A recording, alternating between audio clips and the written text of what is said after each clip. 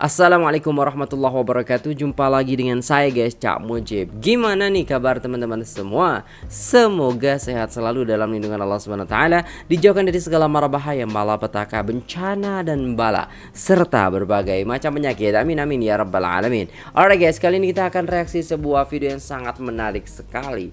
Ternyata ya kan, Malaysia itu lebih dulu melakukan hal ini daripada Indonesia. Dan sekarang di Indonesia hal ini sedang viral dan ramai diperbincangkan. Tanpa berlama-lama, jom kita simak videonya. Let's go. Program pelatihan ala militer bagi remaja bermasalah yang digagas Deddy Mulyadi di Jawa Barat baru-baru ini menjadi sorotan publik. Lewat pendekatan disiplin bersama TNI, para remaja yang sebelumnya terlibat tawuran, geng motor, dan perilaku menyimpang lainnya diberi pembinaan ketat. Mulai dari bangun pagi, baris berbaris, kegiatan fisik, hingga penanaman nilai nasionalisme. Hasilnya cukup mengejutkan. Banyak dari mereka mulai berubah menjadi lebih sopan, tertib, dan menghargai orang tua serta masyarakat. Menariknya, model pembinaan seperti ini ternyata bukan hal baru di kawasan Asia Tenggara. Di Malaysia, sejak tahun 2004 telah Oh, sudah ada sejak 2004 di Malaysia ternyata. Tapi kita nggak tahu loh guys ya. dilaksanakan program latihan khidmat negara, PLKN.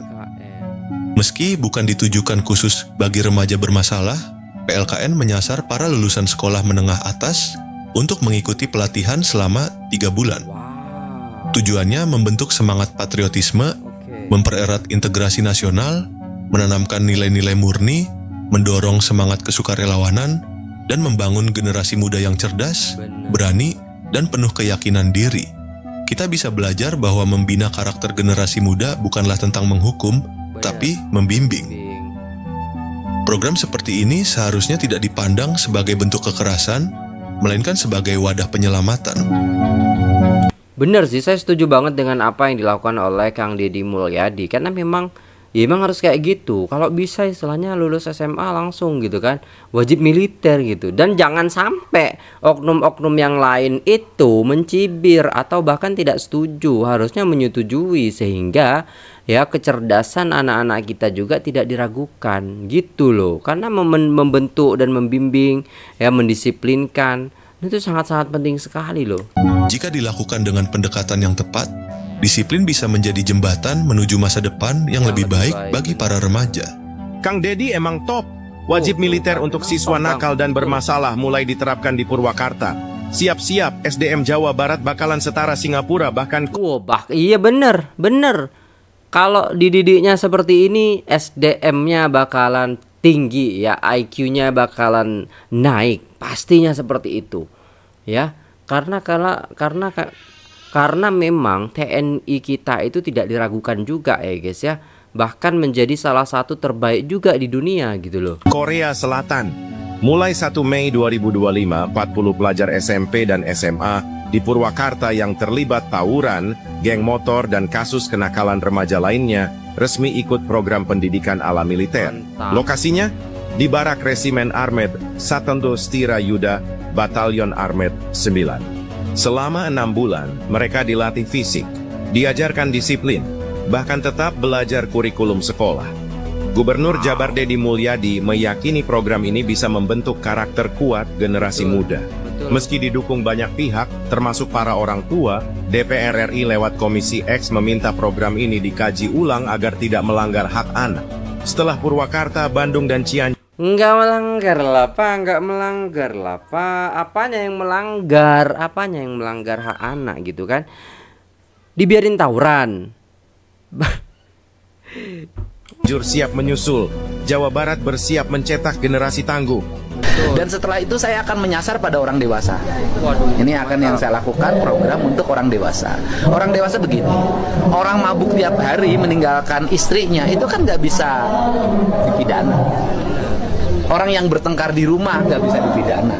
Orang yang nggak pernah balik ke rumahnya meninggalkan tanggung jawab terhadap anak-anaknya kan nggak bisa dipidana. Kemudian tidak semua hal bisa dipidana dan tidak semua hal dipidana. Maka saya memilih nanti ketika ada orang bikin rusuh di sebuah daerah, kemudian kerjanya mabuk aja atau misalnya bergeng-geng di jalanan, nanti dijaring kemudian diserahkan ke Kodam 3 untuk dididik di Dodik ini. Ini kita. Wah, keren dong. Preman-preman semuanya dididik, didisiplinkan gitu kan, yang meresahkan masyarakat gitu. Ya. Jadi Jawa Barat akan menjadi provinsi yang bakalan SDM-nya itu sangat-sangat maju. Gila ini. Kita ini pengen menangani. Artinya bahwa kalau ini dibiarkan akan ada pelanggaran HAM berikutnya. Yaitu satu, HAM orang tuanya terlanggar oleh pelaku anaknya. Yang kedua, HAM orang lain terlanggar, mereka yang terluka itu terlanggar HAM-nya. HAM orang lain untuk mendapat ketenangan, keluar malam orang lewat merasa terancam, itu juga HAM yang harus dilindungi. Apa yang kita lakukan pada hari ini, kerajaan memperkenalkan semula PLKN ini dalam bentuk yang baru bagi tujuan untuk mencapai beberapa perkara. Antaranya kita hendak melihat generasi muda kita mempunyai semangat patriotisme yang sayangkan kepada negara. Kita juga ingin pastikan anak-anak muda kita diterapkan dengan nilai-nilai disiplin, ketahanan mental dan sebagainya. Dan yang cukup penting dalam kita menjayakan PLKN 3.0 ini, ia juga berpisah dan melihat kepada soal bagaimana kita mahu memupuk semangat perpaduan di kalangan dasar-dasar. Soal-soal menyumbang kepada pembangunan kemajuan negara memerlukan perlibatan, penyertaan dan sumbangan semua rakyat yang ada dalam negara. Dan yang penting, saudara-saudari juga ada hubung kait dengan soal pertahanan dan keselamatan negara. Ini selari dengan konsep pertahanan menyeluruh yang kita ingin pastikan ianya dihayati dan dihargai oleh semua rakyat.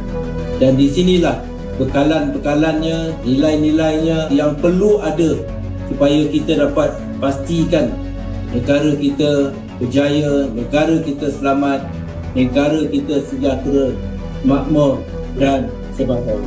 National service. For men in neighboring Singapore, it is considered a rite of passage. The mandatory program sees recruits serving 2 years in uniformed units. Malaysia also had a national service program known as PLKN. The 3-month program saw participants take part in activities including team building sessions, camping, and firearms training. This led to criticisms that the PLKN resembled a summer camp rather than a national service program. The costs of running the PLKN didn't help. The program, which ran for 14 years, cost 8.43 billion ringgit. Now, the PLKN will be given a reboot and one that will cost taxpayers a lot less money. Lebih daripada 500 juta dibelanjakan. Tetapi untuk kita punya PLKN template baru 3.0 ini, kita tidak akan berbelanja melebihi 100 juta satu tahun. But what do our youth have to say about this? I mean, if it can contribute to the patriotism and the nationalism in Malaysia, I don't think there's a reason not to. I guess it's alright because from my brother's experience, actually, he said it kind of helped him kind of gain certain skills like leadership skills and stuff. So I guess it will be good for some people. Yeah, I guess so. It will be nice to have back, I suppose. I feel like it is kind of beneficial towards us because I don't think it cause any harm. It's just going to give us more exposure about our country. Yeah. Now, there's still a long way to go before PLKN is fully revived. Right now, a special committee is looking at how best to bring back PLKN before the matter is referred to the National Security Council for approval. Whatever the revamped PLKN looks like, one thing is for sure, it's an exciting time to be a young Malaysian. Ramai yang masih risau PLKN 3.0 akan melibatkan peserta yang berumur sampai 35 tahun. Sampai kena panjang-panjang macam ni. Betul ke? Dengar dulu. Sebenarnya hanya pelajar lepasan SPM sahaja yang akan sertai PLKN dan akan dijadualkan untuk bermula Januari 2025. sebenarnya kerajaan akan fokuskan hanyalah lepasan SPM. So contohnya kalau lepasan SPM tu tak dapat hadir sewaktu umur 18 tahun tu, you boleh hadir dan postpone sampailah umur 35 tahun, umur 23 ke 24 ke? Boleh. Jadi program PLKN 3.0 ini sebenarnya dapat naikkan semangat kenegaraan, semangat perpaduan dan boleh ajar untuk jadi berdisiplin, berdikari. Jangan berubah dulu, relax. Satu hari nanti bila dah kerja dah besar, kita akan imbas balik momen ni dan kita akan appreciate, akan rindu. Nah, you duty masak. Oh, okay. Hey, what's up guys? So hari ni kita nak buat nasi goreng. So macam mana? What are you gonna masak tonight? Saja, I don't know how to cook. Don't know how to cook? Then what we eat? Me. Jangan bodoh. Burona.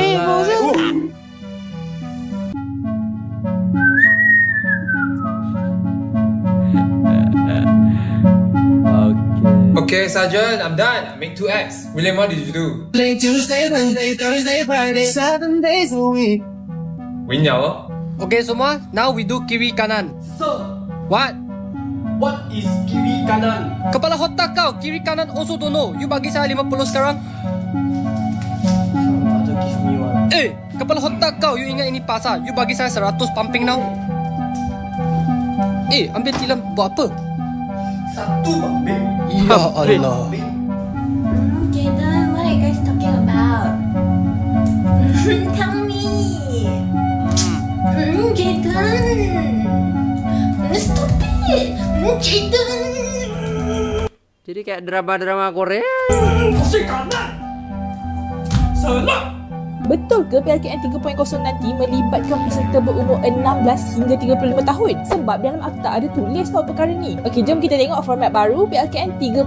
Save dan repost video ni supaya orang lain tak salah faham pasal perkara ni. PLKN 3.0 ni akan ada 3 fasa, iaitu latihan pra-PLKN, latihan asas PLKN dan latihan lanjutan. Untuk fasa latihan pra-PLKN, pelajar tingkatan 4 kena sertai masa kegiatan co-curricular. Untuk fasa latihan asas PLKN, yang kena sertai adalah remaja 17 tahun dan ke atas. Latihan selama 45 hari ini terdiri daripada modul asas kenegaraan 30% dan latihan asas ketenteraan 70%. Fasa peringkat latihan lanjutan pula masih dalam perbincangan pelaksanaan. Jadi betul ke golongan 35 tahun kena join PLKN tu? Kementerian Pertahanan Malaysia dah keluarkan kenyataan yang hanya adik-adik yang lahir 2007 je yang akan menjalani program ni. PLKN 3.0 ni akan start fasa pra-PLKN pada Jun dan Julai 2025 akan datang di peringkat sekolah. Untuk fasa asas di IPA pula akan start pada April 2026 untuk pelajar sesi akademik 2026-2027. Abang kakak Ida pernah jalani latihan PLKN. Cuba bagi nasihat sikit pada adik-adik kita yang excited nak masuk PLKN. Hai, salam sejahtera, salam Malaysia Madani. I'm sure you've all seen the news that PLKN is reopening and they're also very inclusive this time. Even the warga emas 30-an also can join. I'm not gonna lie, I think I might go if I get called because if they ask a botak kepala, so I think I will say like, yeah, let's do it so that the head up there can match the head down there. So I suggestly watched Malbar recently, so I feel extra patriotic, you know. I really hope I get a commando like Shaizi Sam. So if you ask me to sembunyi belakang batang pokok, I'll be like, tak nak, saya nak sembunyi bawah batang you je. Pergi dengan komando, tak nak, saya dah pergi komando. Top of that, I can also brag to my cucu-cucu cicit-cicit also and say that pada tahun 2023, Grandpa bersama Angkatan Pelangi Grandpa telah bertempur di medan perang 45 days, 45 nights, telah berselir bersama musuh. And to the warga emas 30-an, don't forget to bring your ubat kolesterol, blood pressure, Yoko, Tiger Balm. Later don't ask me, date, mari sikit picit sikit ke bus, date. I got no time for all that, okay? I got 6 meals to eat, bulking season. But I would be lying if I say I'm not a bit scared lah. Like maklum lah, bontot besar. Like if you ask me to rangkap bawah dawai, scared the dawai cala, look like hickey down there. Then if you ask to panjat tali, scared bontot besar, gravity sangat kuat.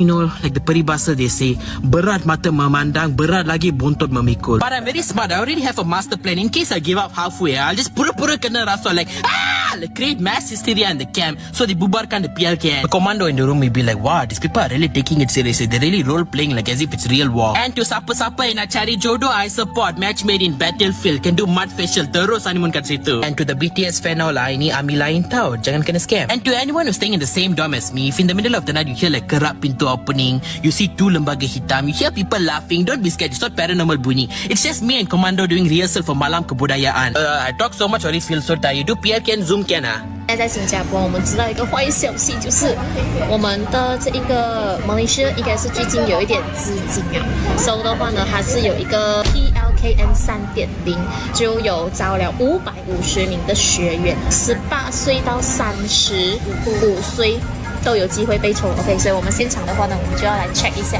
首先第一个就是点击那个链接 ，OK， 然后你就点自己的身份，输入自己的这一个身份证号码。来，我们按下去啊。